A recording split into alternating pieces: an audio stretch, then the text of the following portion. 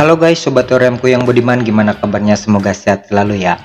Kembali lagi bersama kami, channel Modest Movie, channel yang khusus membahas alur film, dan masih bersama saya Mr. Nobody, yang memang bukan siapa-siapa dan tidak ada apa-apanya. Setelah kemarin kita membahas film Korea, sekarang kita bergeser sedikit ke arah selatan, tepatnya di negara Inspektur Ladusing, yaitu India. Namun Anda jangan berharap saya akan membahas film Kakang Sarukan yang notabene penuh dengan adegan muter-muter pohon sambil nyanyi-nyanyi. Karena kali ini saya akan membahas sebuah film India yang anti mainstream, yang kembali membuat saya gogodok dengan plot twistnya yang mengedankan.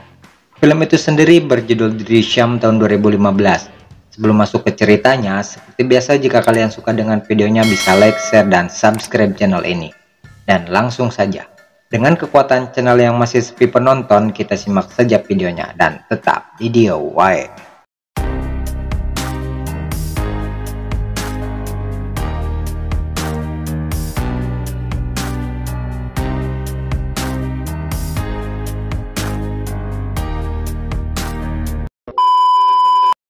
Sebelum kita bahas filmnya, saya kembali mengingatkan bahwa ini adalah konten full spoiler.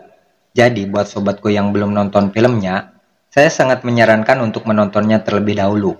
Namun jika Anda tidak masalah dengan spoiler, maka langsung saja kita bahas filmnya, karena itu yang sangat saya harapkan. Film diawali dengan memperlihatkan keadaan di sebuah kantor polisi. Di sana kita melihat aktor utama kita yang bernama Vijay Salgaonkar. Entah kejahatan apa yang telah dia lakukan, namun terlihat dia sedang berada di sebuah penjara. Scene kemudian flashback ke masa lalu Vijay, di mana di situ kita melihat dia sedang asik menonton sebuah film.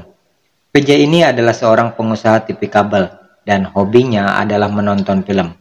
Namun setelah menonton film, Vijay tidak langsung mereviewnya kemudian menguploadnya ke YouTube, karena itu adalah pegawaian SIM kuring. Dibantu seorang pegawainya yang bernama Jose, Vijay menjalankan bisnisnya sebagai mata pencarian utamanya, karena dia bukanlah seseorang yang berpendidikan tinggi. Bahkan sekolahnya pun hanya sampai kelas 4 SD. Namun Anda jangan salah, meskipun Vijay ini tidak pernah mengenyam pendidikan tinggi, dia adalah tipe orang yang bisa belajar dengan cepat. Hal itu pun dibuktikan ketika ada dua orang lansia yang anaknya sedang ditahan akibat terjerat kasus sebuah hutang. Vijay mengusulkan kepada mereka untuk melakukan upaya habeas corpus, yaitu upaya banding ke pengadilan karena anaknya telah ditahan secara ilegal. Koreksi jika saya salah. तो वो मेरे बेटे को मार देंगे और वैसे भी कंप्लेन करने वो कौन सा हेबियस कॉर्पस इनके बेटे को बंद करके रखा है तो कोर्ट फॉरेन पुलिस को ये ऑर्डर देगी कि वो उस Tak lama tempat mereka kedatangan seorang polisi yang bernama Gaitonde. Gaitonde ini bisa dibilang salah satu oknum polisi yang menyalahgunakan wewenangnya untuk melakukan hal-hal yang menguntungkan dirinya tanpa memperdulikan salah atau benarnya.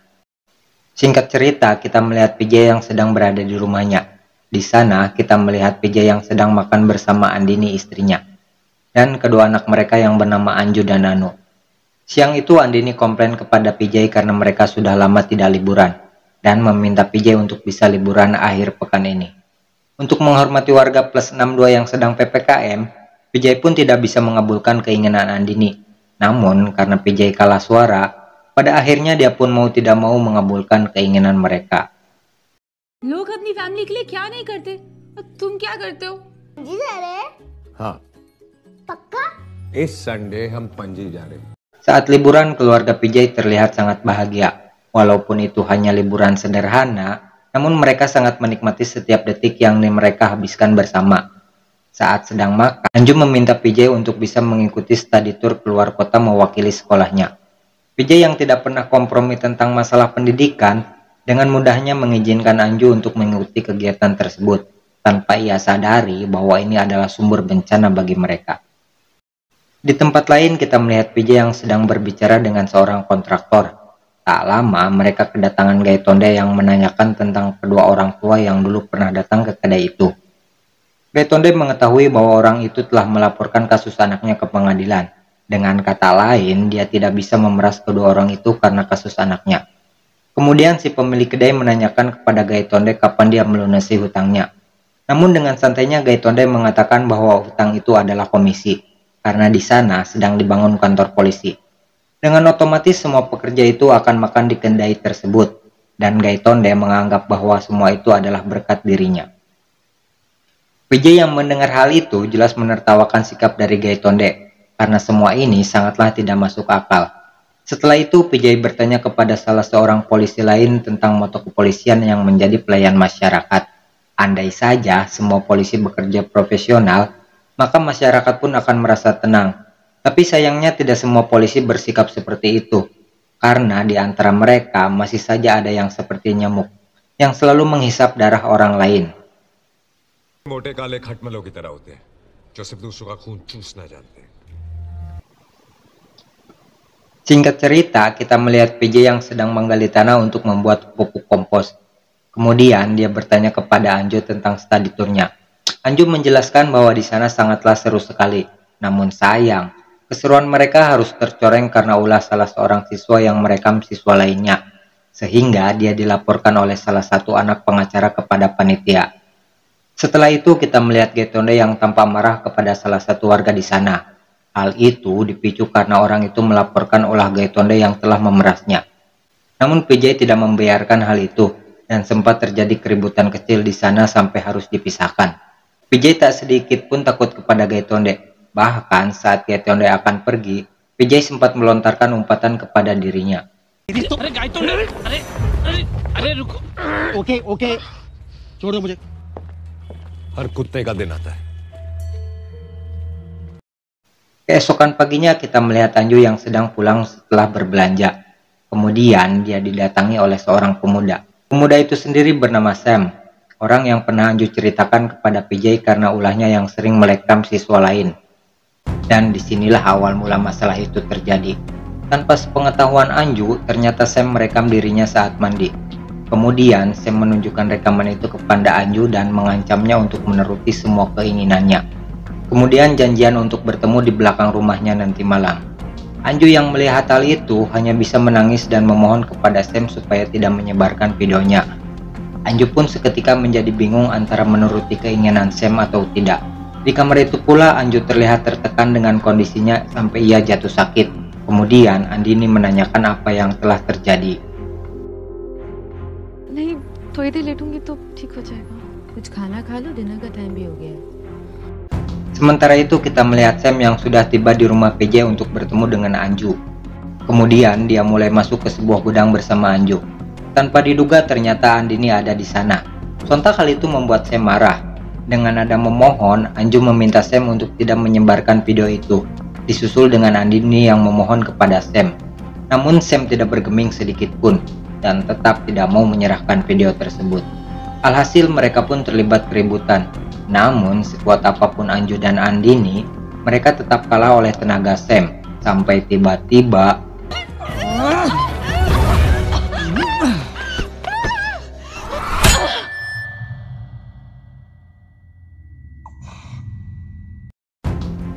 Anju memukul kepala Sam dengan sebuah tongkat hingga membuatnya tak sadarkan diri. Kemudian dia memukul ponsel milik Sam hingga membuatnya rusak.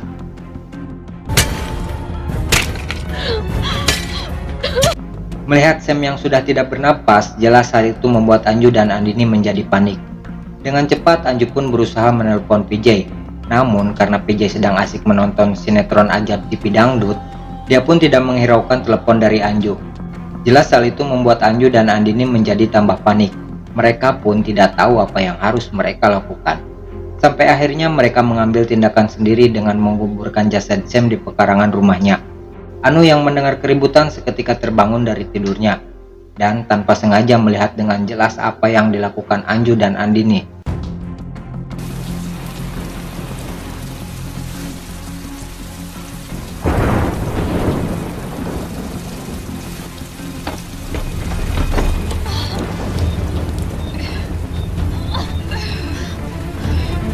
Keesokan paginya PJ pulang ke rumahnya. Melihat keadaan rumah yang sudah berantakan, PJ pun merasa bingung dengan apa yang telah terjadi.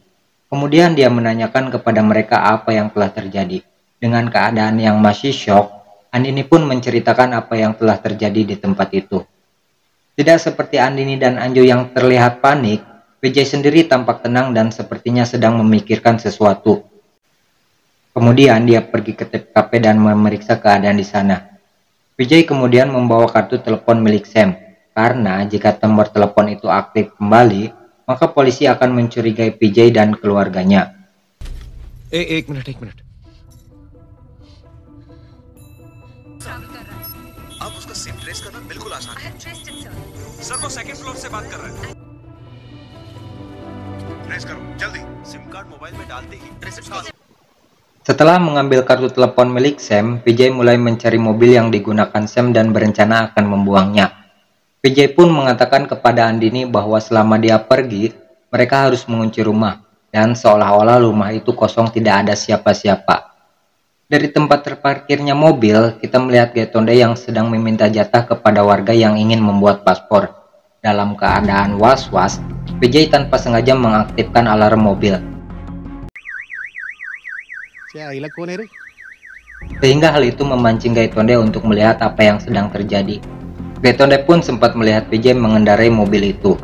Untuk memastikan hal tersebut, dia pun bertanya kepada salah seorang warga. Namun jawaban dari warga itu tidak membuat Gaitonde yakin, karena ia sedang fokus kepada paspor yang sedang ia kerjakan.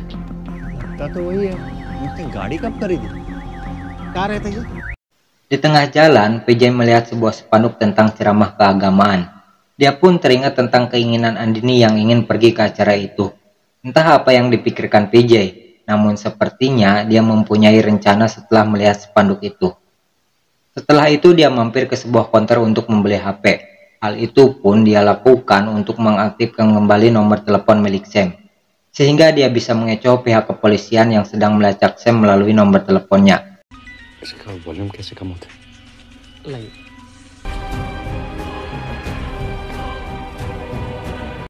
Dan bagian tersulit dari rencana ini, ketika dia harus membuang mobil itu ke tempat tambang sebuah batu bara yang sudah tidak terpakai, karena Vijay harus berpacu dengan waktu untuk menenggelamkan mobil tersebut. Vijay pun sempat dibuat khawatir manakala ada seseorang yang datang ke tempat itu. Namun beruntung orang itu menoleh setelah mobil tenggelam seutuhnya ke dasar kolam.